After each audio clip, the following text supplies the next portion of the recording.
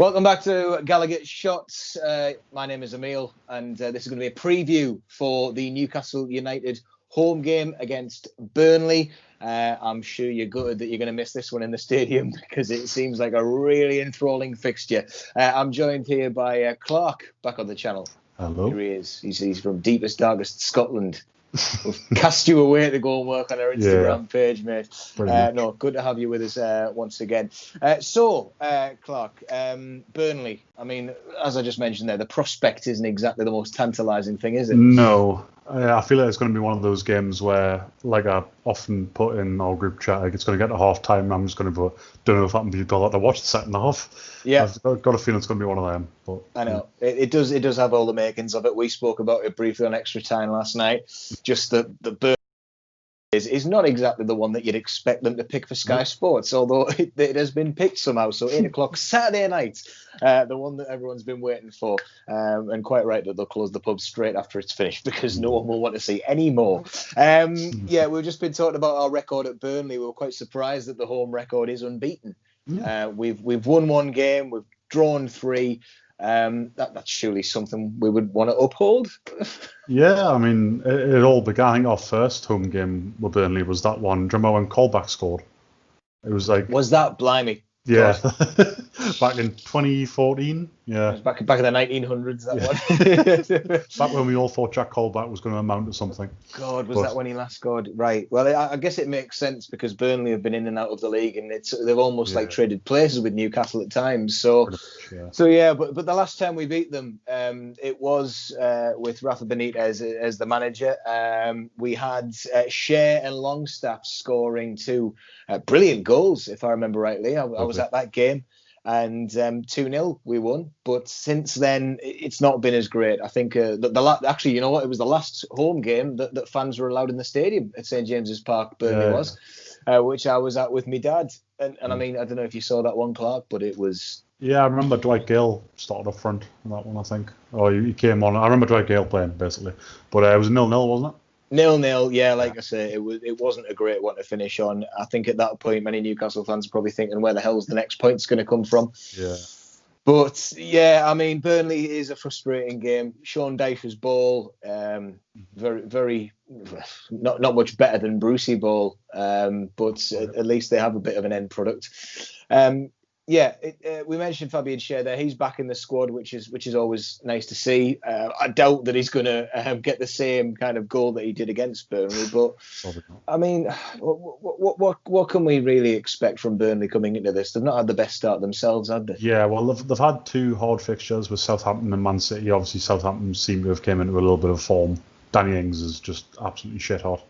But Burnley's They play 4-4-2, don't they? With Burnley with Sean Dyche and two lads up front. Yeah, the big lads up front. I think you've got Chris Wood in there. You've also got is it Barnes? Barnes got one that played Vidra as well. So it's just going to be one of them tough games as well. I know Gio Rodriguez isn't playing, which is a bonus.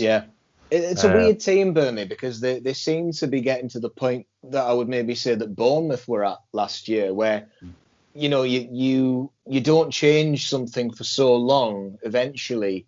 I know it's rich to talk about luck running out as a Newcastle fan, but eventually, you know, you get found out in that league. You stumble to a halt, and teams over the years have been known to do it. I mean, Villa, when they went down eventually, was another team. Leeds, if we're going way back, I know they had the problems, but teams that stay around in the Premier League without doing anything for so long eventually just go away. Sunderland. Sunderland. Well, that's exactly. Probably the primest example of it. Sunderland, when they went down that first time, exact. If you don't change something. We've got Jeff Hendrick playing against his old club. Do you think he'll be starting in this one, or do you think there's going to be massive changes? I don't really think I've seen anything from Hendrick that would necessarily deserve him starting or being benched. He hasn't. But his West Ham goal was good, but I don't think I've really seen enough from him. But I think Bruce will probably stick him in, given the fact it's his old team, and you'll probably stick him on the right-hand side, do like some hard work against quite a rigid Burnley team. Other than that, I'm not really sure if I'd personally start him, but I think you will. So yeah, we might as well go through the team itself, because it's going to be so quick, and between us having this video out and the game actually starting, that's just how much content is coming at Gallagher Shots at the moment. But man at the back, it's going to be Caldalo. Obviously, great display against Tottenham, which we covered again last night, and I think everyone's been talking about this week. If he can continue his form, then we are going to have a lot of faith in our backup keeper. But the back line, what are you thinking? I mean, we're going to see Manquillo in there, aren't we? Yeah, Manquillo is a dead cert because Yedlin's injured and Kraft played the other day. Yeah, I don't think Kraft's particularly up to anything in particular. Lascelles will be back in, which will take Kraft out. Fernandez has to play because he's the best defender. Yeah. Did I say anything about the questions about centre backs today? Steve Bruce's press conference saying about the trouble that we've got at centre back currently.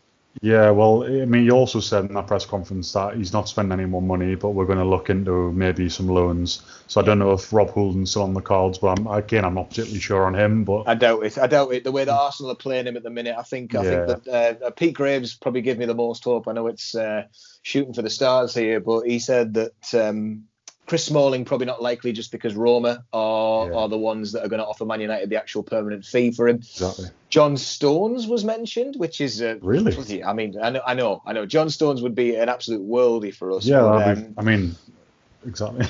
Yeah, but the likely situation is Phil Jones, but cover is cover. And Phil Jones has played at a high level, and if he can hopefully do a job, then you never know. I think he'd be all right for us. I think the first time I was ever on the channel was on the podcast, and I mentioned that I'd take Phil Jones. I got slaughtered for it. I still would take him, especially now. Yeah, I think beggars can definitely not be choosers as a Newcastle fan. But yeah, we'll get onto the other rumours later as well. But finishing off that back four, it's going to be your man Lewis in there, who had a solid game against Newport, despite it being a fairly uncomfortable viewing. Into midfield, Saint-Maximin, they're saying, is going to be back from his injury. I hope he's fit. Yeah. Do you think that he could probably do something against Burnley, or is this going to be one of those teams? Because I certainly saw it when they last played against us, that they're the type of team that can nullify Saint-Maximin. Yeah, well, especially when they're playing 4-4-2, because they'll have quite a tight right or left midfielder, depending on which side he plays on, so they can double up on him quite easily. Hopefully he'll be all right though.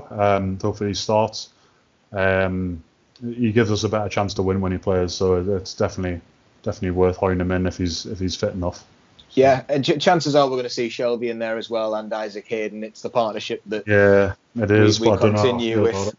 I know. Well, again, going back to our transfer rumours, Ruben Loftus-Cheek is another one that has apparently been scouted about, and loan move might be up for grabs. I would certainly take it. Creative midfielder, not with the best injury record. That's my main concern, wasting a loan on someone who might end up getting. But if you've got to speculate to accumulate, if we take a chance on him and he does really well, it's a really good move. So yeah, it's like the Daniel Sturridge thing. Might have got a few goals for West Brom, which kept them up the first time around, and I mean they went down in the end, didn't they? I think they did. Yeah, they did go down. Yeah, so no, let's not get it. I believe it was under Pardew as well, wasn't it? But yeah, was he the manager then? I think he was. Forgot. I know he took them down, but yeah. God, Alan Pardew. Don't forget, there's a masterclass on YouTube about him somewhere else on this platform.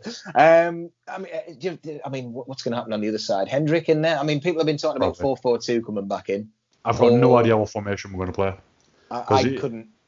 I don't even know what formation. My best guess would be the kind of 4-2, like a more attacking kind of formation, because he's not going to play two up front again. I hope. So if that's the case, maybe the 4-2-3. Could he perhaps put Saint-Maximin on the other side and then have Joe Linton on the wing? That's what I was considering, because you look at the way we played against Spurs when Joe Linton came on. He didn't start, did he? No. Yeah. Oh, he did start, didn't he? Joe Linton, I think he did. Yeah. After his game against Morecambe, he did start. But we were playing 5 at the back, so if we shift that up a little bit, play 4 at the back, Joe Linton on the left, Callum up front, Alan on the right. I mean, there's Fraser as well, who's been getting games. Yeah. There's another talk, we don't. This is the thing, because of Fraser's match fitness, it throws the questions about the midfield into so many. We genuinely don't know what our best lineup is until we've got Saint-Maximin fit, Fraser fit. Almiron's got to start. I think that's a guarantee now. And like you say, Wilson up front. Carroll likely to be left out. I mean, the game he had against Newport wasn't the best. Shocking. he needs to go back to being the battering ram when we need something at the end of the game. Definitely. Rather than he was just falling over. When he did get near a cross, he would just fall over. When he did hit a header, it would go miles the other way. He just didn't, and this is against a League Two team. He did not look up to anything really. Not at all. Which is a shame. I love Andy Carroll. He's great. I don't think anyone is hating on Carroll. I think everyone sees his limitations now, and we were perhaps dreaming a little bit with him having this swan song. But yeah, I think Carroll. The joy of Carroll was that he could come off the bench and cause some bother. And Burnley, they've got quite big centre backs. Are they going to have? I think Mee's going to be out. I think, is he? I think Mee's injured, but they've got Tarkowski, who's a very good centre half. I think West Ham are trying to sign him. And they've got that Kevin Long as well. I don't know much about him, but I know Tarkowski. Burnley is one of those teams that I could not tell you much about. Yeah, like regen players like Bournemouth. Well, they signed that fella, wasn't it? What was his name? It was like the most Burnley signing ever. I think the joke was made 1,000 times. Yeah, Daniels, was it Phil Daniels? I think it was, Phil Daniels. Sorry, no. That's the guy from Parklife. Sorry. Oh, dear me. Confidence is a preference. No, that is certainly not who's going to be in centre-back for Burnley. But yeah, it's going to be a cagey game. I think there's going to be a lot of frustration because we're on TV, so everyone's going to see every single little detail of this game. Do you think we'll get it out of our half? Do you think it's going to be one of those where classic case of Burnley keeping us penned in there, or was there going to be a bit more gaps?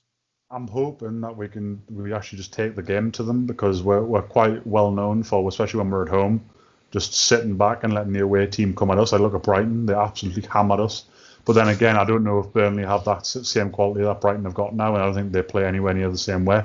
So hopefully we can just try and take the game to them, and then if we do that and we end up conceding a sloppy goal, obviously not ideal. But at this point, I know it sounds ridiculous because I want the team to win. I also want to see we play well. Like it's a hard thing to balance, the play well or get beat, like kind of thing. But I don't know. Something's got to give, hasn't it? Something. Yeah, I need to see some kind of improvement, or I don't know if I can keep watching it. Yeah, it's not going to be the best game to watch. I'll give you that. But unbeaten at home against Burnley, so let's take that into the next one. I'll take it. So what do you actually think is going to happen then? The key question. I'd probably expect us to draw, given off the run of form we're going into. Like, I remember, I think you mentioned in extra time the fact that will we bounce back? But we've got nothing to bounce back from, because we've got a draw and we got through. So I think the team will not have any kind of really reaction to this, because we've got away with it. So I'm thinking a draw, but I'd love it if we could get a win, especially a convincing one. As long as we can play them off the park, I'll take a draw. Yeah. What would you say the draw is? Scoring draw? Score draw. I'd probably say 1-1. 1-1. Yeah, I went for a 0-0 last night. I'd hate to see a 0-0.